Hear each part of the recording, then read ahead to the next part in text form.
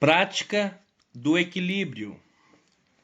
A prática do equilíbrio é a arte de se aproximar o máximo possível da medida certa no tempo certo, pelo acurado exercício do bom senso e sob a orientação da Palavra de Deus em seu todo e do Espírito Santo. O verdadeiro equilíbrio nunca é neutralidade, excitação contínua, ausência de posicionamento, passividade, medo de riscos, desejo de agradar gregos e troianos ou fuga de responsabilidade. Ao contrário do que se pensa, a prática do equilíbrio em geral é a mais trabalhosa e a mais criticada das posições, pois não conta com o apoio de multidões que se encontram num extremo e no outro extremo. O comportamento de Pedro na cerimônia do lava-pés exemplifica a tendência humana para o desequilíbrio. Depois de garantir a Jesus Cristo, nunca me lavarás os pés, João capítulo 13, versículo 8, o apóstolo passou imediatamente para o outro lado. Senhor, não somente os pés, mas também as mãos e a cabeça. João capítulo 13, versículo 9. É a perniciosa filosofia do ou tudo ou nada, também conhecida por 8 ou 80, transportada para a conduta religiosa. Equilíbrio e sucesso. O sucesso contínuo na vida e na liderança cristã prende-se demais à prática do equilíbrio, como se vê neste recado de Deus a Josué. Não te apartes dela, de toda a lei, nem para a direita, nem para a esquerda, para que triunfes em todas as suas realizações. Josué, capítulo 1, versículo 7. O rei Josias foi largamente usado por Deus porque imitou em tudo o proceder de Davi, seu pai, sem se desviar para a direita nem para a esquerda. 2 Reis, capítulo 22, versículo 2. É preciso ter em conta que o perigo não está apenas numa posição extremada de um lado, mas também na posição extremada do lado oposto.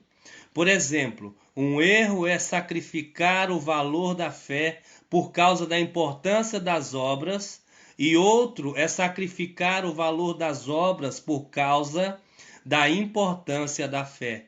Não se pode colocar Paulo contra Tiago, nem Tiago contra Paulo. O que ambos os pilares da doutrina evangélica querem ensinar é que a salvação é pela graça, mediante a fé. Efésios capítulo 2, versículo 8. E que a fé sem obras está morta. Tiago capítulo 2, versículo 17. Ou é morta. Tiago capítulo 2, versículo 26. A falta de equilíbrio cria divisões na igreja, dá à luz movimentos heréticos, gera fanatismo e pode até produzir monstros religiosos. O mandamento do equilíbrio. As escrituras sagradas estão cheias de apelos ao equilíbrio, como se pode ver a seguir. A orientação para não se desviar nem para a direita nem para a esquerda aparece várias vezes no Velho Testamento.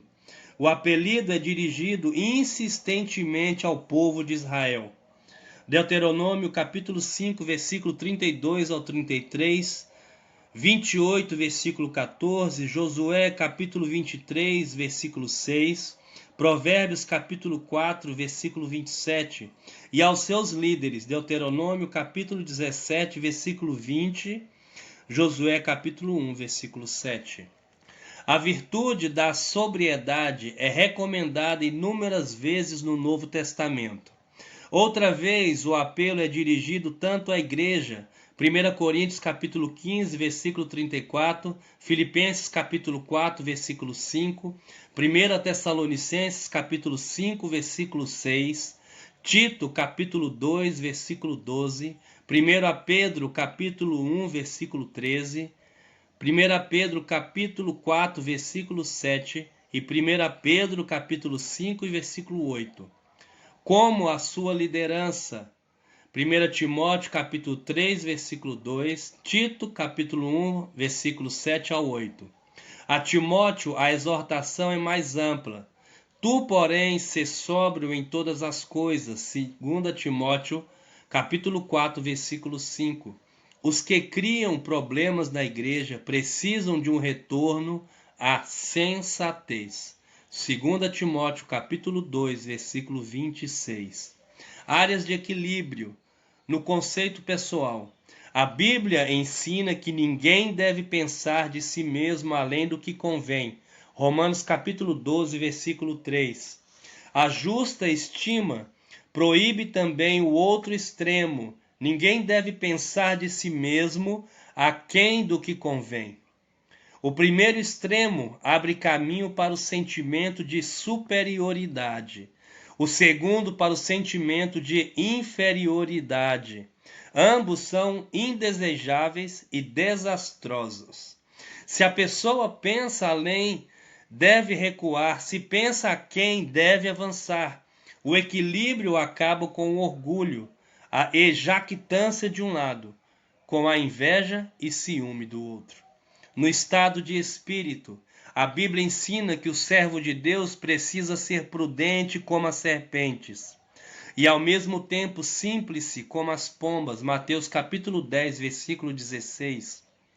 Entre o otimismo fácil e beato de alguns e o pessimismo excessivo ou doentio de outros, há um lugar intermediário. A euforia como desalento também pode ser maléfica, disse alguém. Na experiência do prazer, a Bíblia ensina que nada aproveita ao homem ganhar o mundo inteiro e perder a sua alma. Marcos capítulo 8, versículo 36. O prazer não é grátis, sempre custa um preço, às vezes bem elevado. A troca de Esaú não foi boa, o direito de primogenitura por um repasto, mas a troca de Moisés não podia ser melhor. O galardão eterno pelos prazeres transitórios do pecado. Hebreus capítulo 11, versículo 24 ao versículo 26. No relacionamento das gerações, a Bíblia diz: geração vai e geração vem, mas a terra permanece a mesma. Eclesiastes capítulo 1, versículo 4. A geração velha entra com a tradição e a geração nova com a contestação. Uma precisa da outra. A tradição fornece o barro e a contestação trabalha o barro. O equilíbrio não está em aderir à tradição ou à contestação, mas em permitir uma simbiose entre ambas. No conceito de sexo, a Bíblia diz: bebe a água da tua própria cisterna e das correntes do teu poço. Compare Provérbios capítulo 5, versículo 15 com 1 Coríntios capítulo 7, versículo 2. O ponto mais extremo de um lado diz que o sexo é pecado, e o ponto mais extremo do outro lado diz que nenhuma expressão sexual é pecaminosa. Se o excessivo pudor associado com a chamada atividade sexual subterrânea do passado foi um desastre, o despudor generalizado dos dias em curso é desastre também. Que Jesus te abençoe.